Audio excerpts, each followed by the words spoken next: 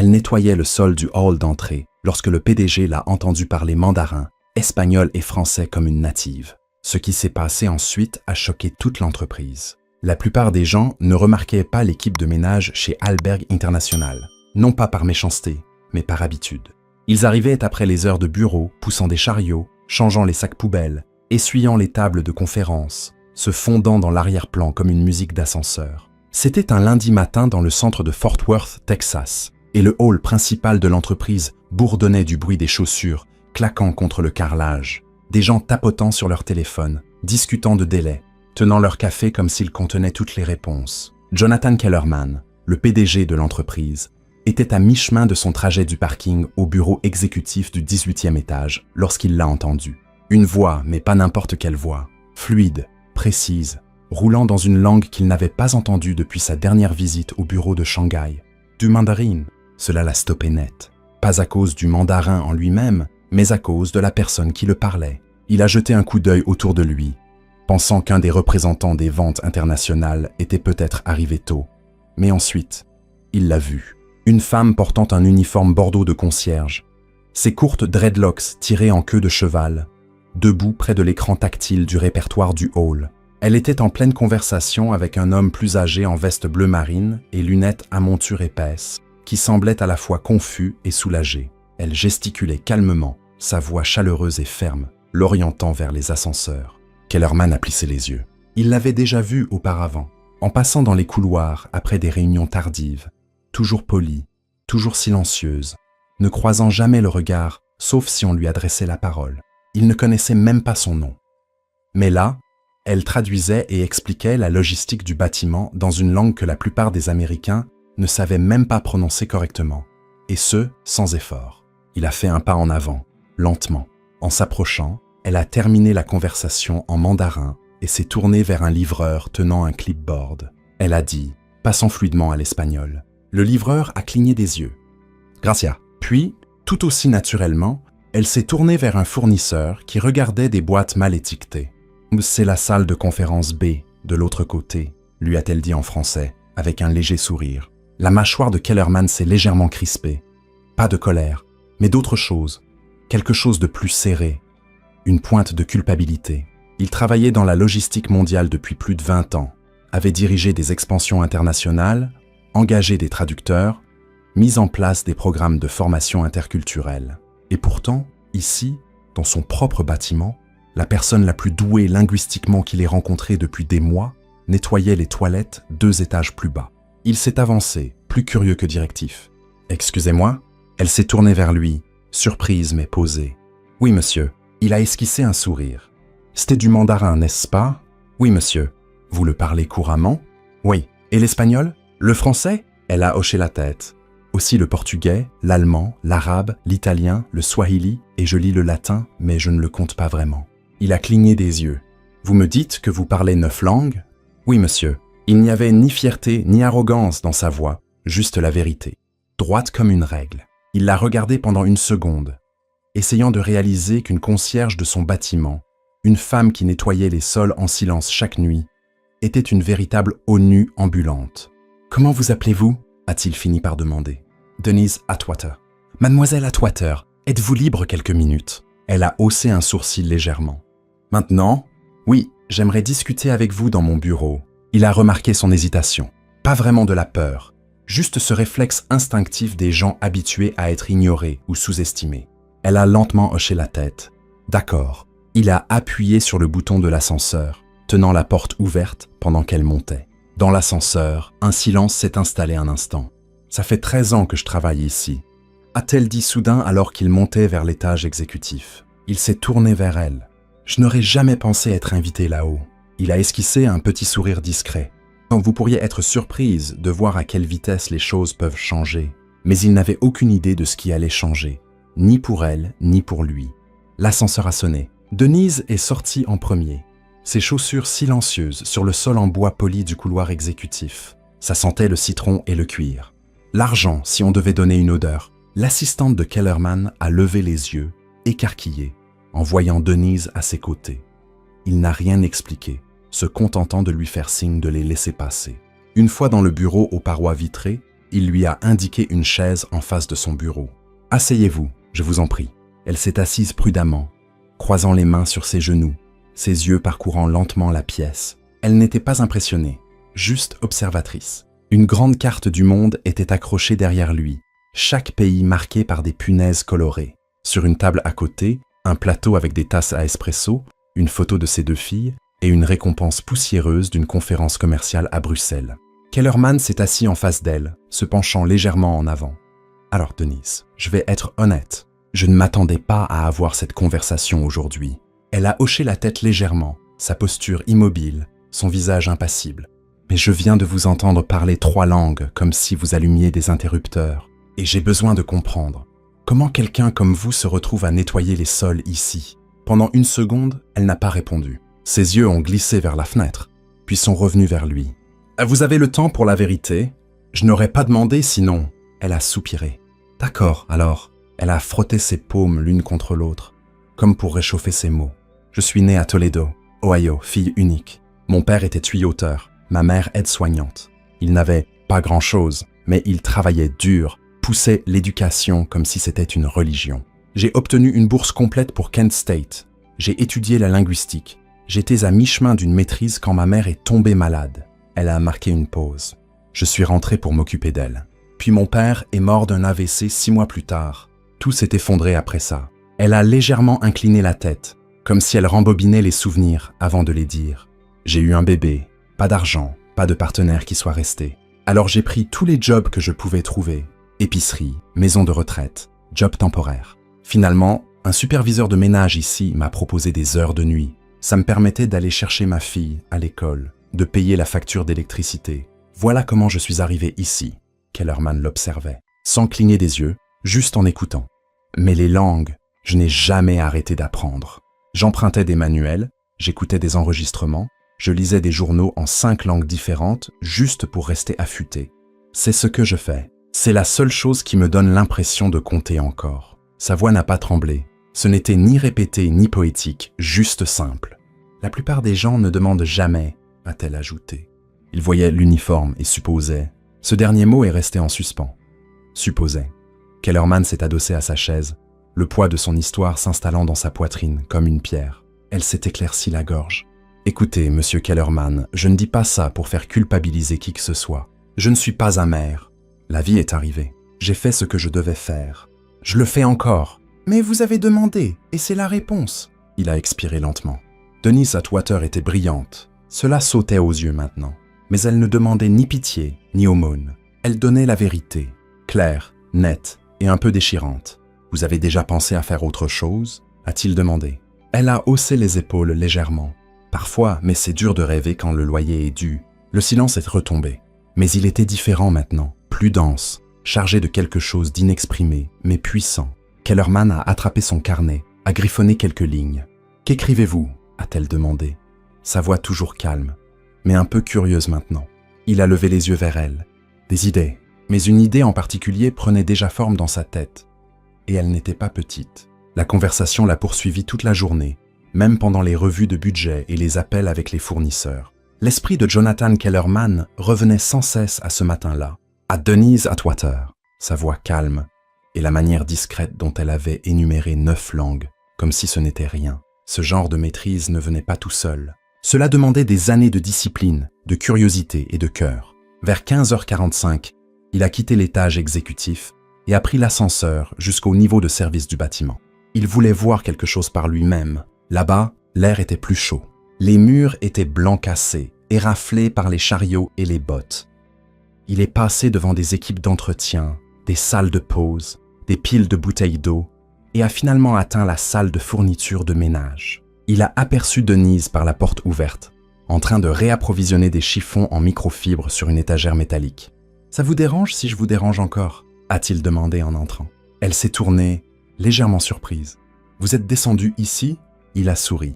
Je n'arrêtais pas de penser à notre conversation. « Écoutez, j'ai une faveur à vous demander. » Elle a essuyé ses mains sur son chemise. « Quel genre de faveur ?» Il y a une réunion à l'étage. Un groupe du bureau de São Paulo est arrivé tôt, et notre traducteur a annulé à la dernière minute. « Pouvez-vous aider ?» Elle n'a hésité qu'une seconde. « Portugais ?» « Oui, je peux le faire. » Quelques minutes plus tard, Ils étaient dans la salle de conférence 4C. 4 cadres brésiliens étaient assis, mal à l'aise, vérifiant leur téléphone. Denise est entrée discrètement, a hoché la tête et a commencé à parler en portugais fluide et confiant. Kellerman a observé la pièce entière se transformer. Les épaules se sont détendues, les regards se sont aiguisés. Elle ne se contentait pas de traduire. Elle comblait un fossé, faisait en sorte que les gens se sentent vus. Quand l'un des visiteurs a fait une blague en portugais, Denise a répondu par un rire et une plaisanterie qui les a tous fait rire. Kellerman ne comprenait pas un mot, mais il comprenait la connexion. Après 20 minutes, la réunion s'est terminée. L'un des cadres s'est tourné vers lui et a dit en anglais « Elle est meilleure que tous ceux avec qui nous avons travaillé cette année. » « Où l'avez-vous trouvée ?» Kellerman a regardé Denise, qui empilait déjà les tasses vides sur un plateau. « Juste ici, » a-t-il dit. Dans le couloir, il l'a rattrapée. « Vous avez déjà fait de la traduction professionnelle ?» Elle a secoué la tête. « Juste aider des gens dans des hôpitaux, des bureaux gouvernementaux, des choses comme ça. Pas de certificat, pas le temps pour l'école. Ma fille avait plus besoin de moi. » Kellerman a hoché la tête. « Et où est-elle maintenant ?» Elle a 26 ans, infirmière à Tampa. Elle a payé ses études elle-même, têtue comme sa mère. Ils ont tous deux souri, et pendant une seconde, ce n'était plus un PDG et une concierge, juste 2 personnes parlant de la vie. Ils sont revenus au niveau de service, où Denise a repris son poste. Elle avait encore 2 étages à nettoyer avant la fin de son service. Mais avant de partir, elle a dit quelque chose qui l'a marqué. « Je n'ai rien fait de spécial aujourd'hui. » Il l'a regardée, les sourcils levés. « Ce n'est pas ce que j'ai vu. » Elle lui a adressé un petit sourire et s'est éloignée. Ce soir-là, Kellerman est resté longtemps dans sa voiture avant de rentrer chez lui. Il pensait à tout. La pression pour faire croître l'entreprise, les réunions avec les investisseurs, les discussions sans fin sur la diversité et le talent inexploité. Tout ce temps, ils avaient cherché à l'extérieur, recruté à l'international, cherché du sang neuf. Mais parfois, l'or est déjà dans votre jardin. Et une fois que vous réalisez cela, la vraie question devient « Que vas-tu faire à ce sujet ?» Le lendemain matin, le badge de Denise a bipé à un mauvais moment.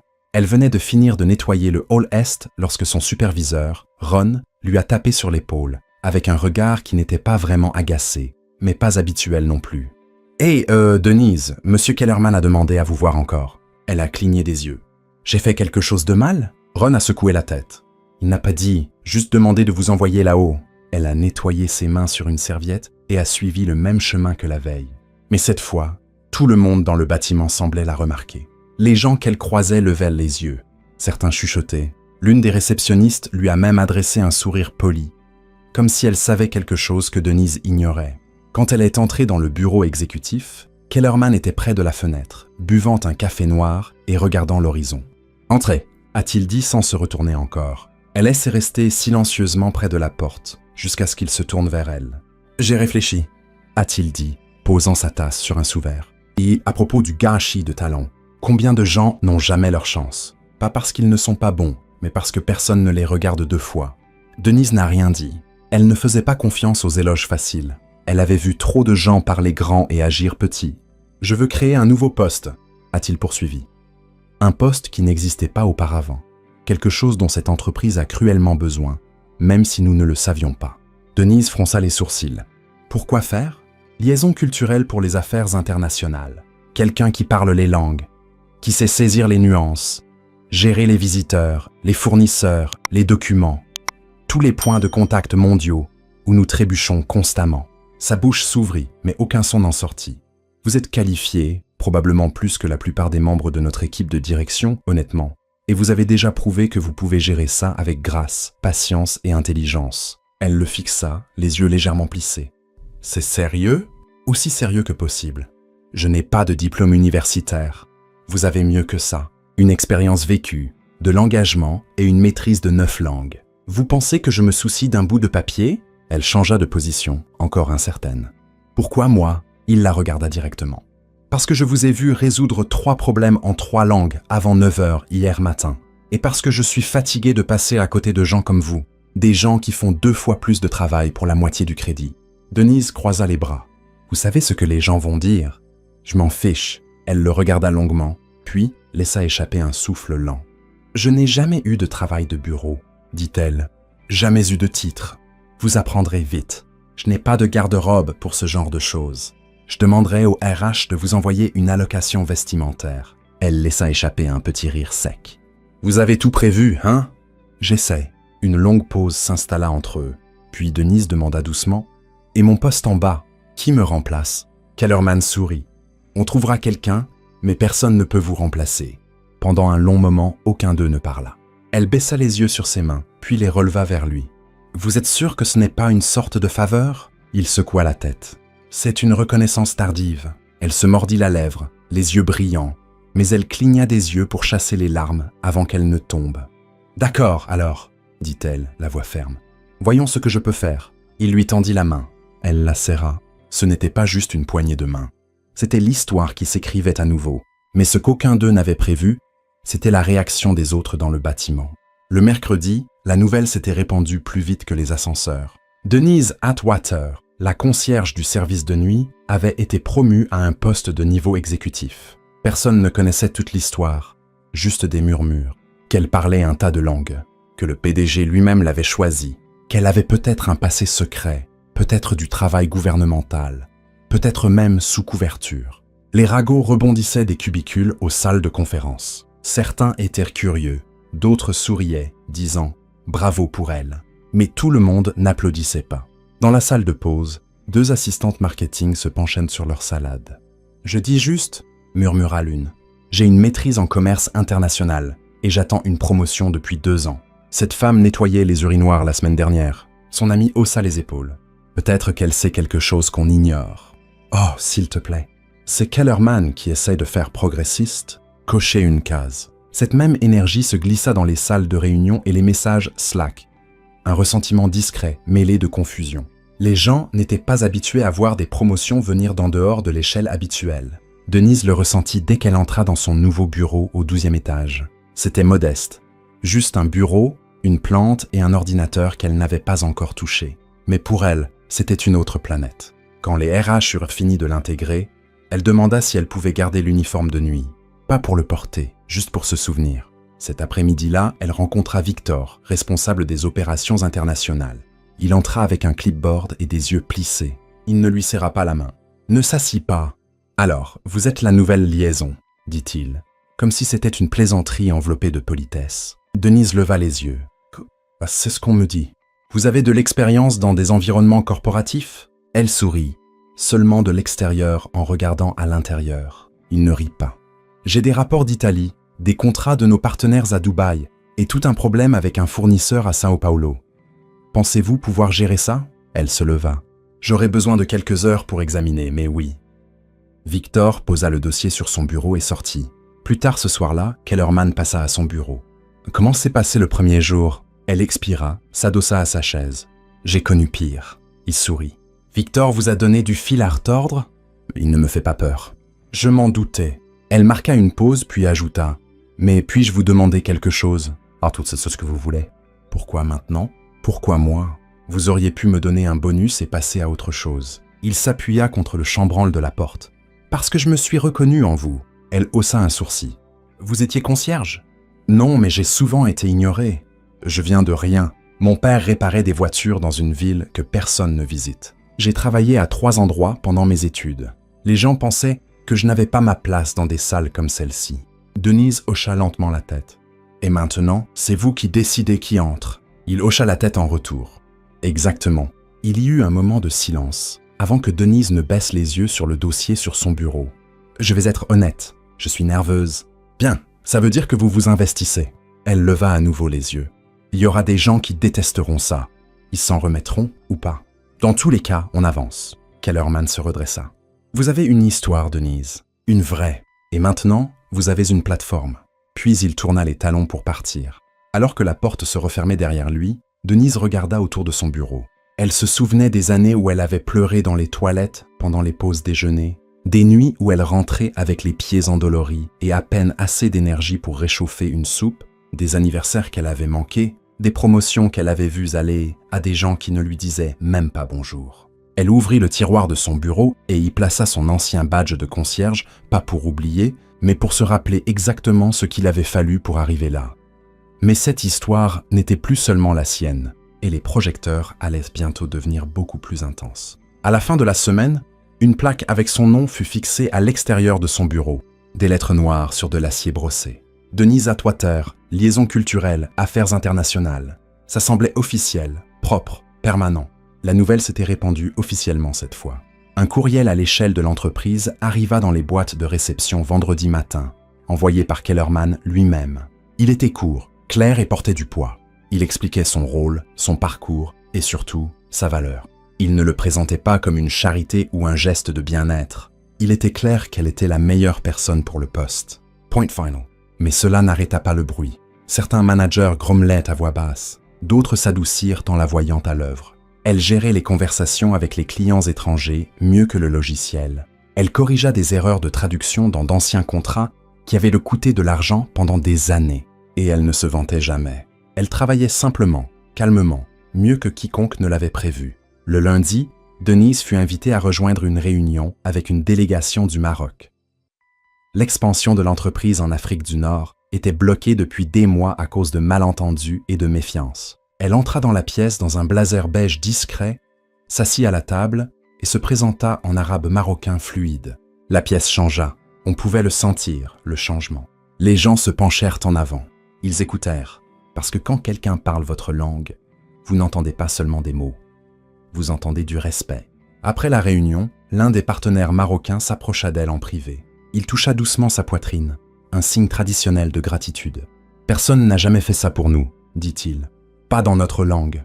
Pas comme ça. » Denise hocha la tête. « Vous comptez, c'est tout. » À la mi-semaine, Kellerman fit un autre geste. Il renomma la principale salle de formation de l'entreprise, où tous les nouveaux employés se réunissaient pour l'orientation et où les chefs de niveau intermédiaire organisaient des ateliers. La plaque à l'extérieur de la porte fut retirée. À sa place, la salle Atwater. Pas de grande annonce, pas de fête, juste un panneau discret. Et un changement qui signifiait plus que des fleurs ou un gâteau n'aurait jamais pu. Cet après-midi-là, Kellerman se tenait à l'extérieur de la salle, regardant un nouveau groupe de stagiaires entrer. Il entendit l'un d'eux murmurer « C'est qui Atwater ?» Un employé senior répondit « C'est quelqu'un qui a rappelé à cet endroit que la grandeur ne vient pas toujours en costume. » Ce même jour, Denise trouva une enveloppe scellée sur son bureau. Pas d'adresse de retour, juste son nom, écrit à la main en lettres majuscules. À l'intérieur, une note. Elle disait « Je pensais que je serais invisible pour toujours. Mais aujourd'hui, je me suis tenu un peu plus droit grâce à vous. Merci. Pas de signature. Juste la preuve que des gens observaient. Des gens qui avaient besoin de voir ce qui était possible. » Denise resta là, fixant les mots, la gorge serrée. Elle ne pleura pas. Elle n'en avait pas besoin. Car c'était le moment où elle réalisa que ce n'était pas juste un travail. C'était une porte. Mais toutes les portes ne restent pas ouvertes sans combat. Et quelqu'un préparait déjà une contre-attaque. Le retour de bâton ne tarda pas à se manifester. Jeudi soir, Denise fut convoquée à une réunion, pas par Kellerman, mais par quelqu'un de plus haut, Eleanor Craig, membre senior du conseil d'administration, arrivée de Dallas. Elle était avec l'entreprise depuis les années 90, costumes impeccables, langue encore plus acérée. Denise entra dans la petite salle de conférence au 17e étage, où Eleanor l'attendait avec une pile de papier et un regard impassible. « Asseyez-vous » dit-elle sans lever les yeux. Denise s'assit. Eleanor tapa son stylo 2 fois. « Donc, mademoiselle Atwater, j'ai examiné votre dossier. Vous n'avez pas de diplôme universitaire, pas de formation corporative préalable et pas de certification en gestion. » Ça, Denise ne s'illa pas. « C'est exact. » Eleanor croisa les mains. « Vous étiez concierge ici il y a 3 semaines. »« C'est vrai. » Elle s'adossa à sa chaise. « Aidez-moi à comprendre comment quelqu'un avec votre parcours gère maintenant des affaires internationales de haut niveau. » Denise soutint son regard. « Parce que je parle les langues, je comprends les cultures. J'ai déjà corrigé 2 contrats avec des fournisseurs et résolu un retard de 3 mois dans notre accord avec le Maroc. J'ai aussi obtenu un accord verbal avec nos partenaires brésiliens que le service juridique finalise la semaine prochaine. » Eleanor pinça les lèvres. « Vous pensez que cette entreprise devrait être dirigée par l'instinct et le charme ?» Denise sourit légèrement. « Non, madame. Je pense qu'elle devrait être dirigée par les résultats. » Eleanor cligna des yeux. C'était la première fois que Denise la voyait hésiter. « Je n'ai pas besoin d'être aimée, » ajouta Denise. « Mais j'ai besoin d'être utile, et je le suis. » Eleanor se leva et ferma lentement le dossier. « Vous êtes un pari. »« J'ai l'habitude, » dit Denise doucement. Toute ma vie en a été un. Quand la réunion se termina, Denise ne retourna pas immédiatement à son bureau. Elle sortit du bâtiment et s'assit sur un banc de l'autre côté de la rue, regardant la tour de verre où elle travaillait désormais. Tant d'années à passer devant ce bâtiment en portant le même uniforme, transportant des produits de nettoyage, se demandant si quelqu'un la voyait. Maintenant, tout le monde la voyait, et certains n'aimaient pas ça. Elle sortit son téléphone et appela sa fille. « Salut, maman !» répondit sa fille. « Tout va bien ?» Denise hésita, puis hocha la tête pour elle-même. « Oui, j'avais juste besoin d'entendre ta voix. »« Et tu es sûre ?» ?»« Certaine. » Elles parlèrent quelques minutes, surtout de rien.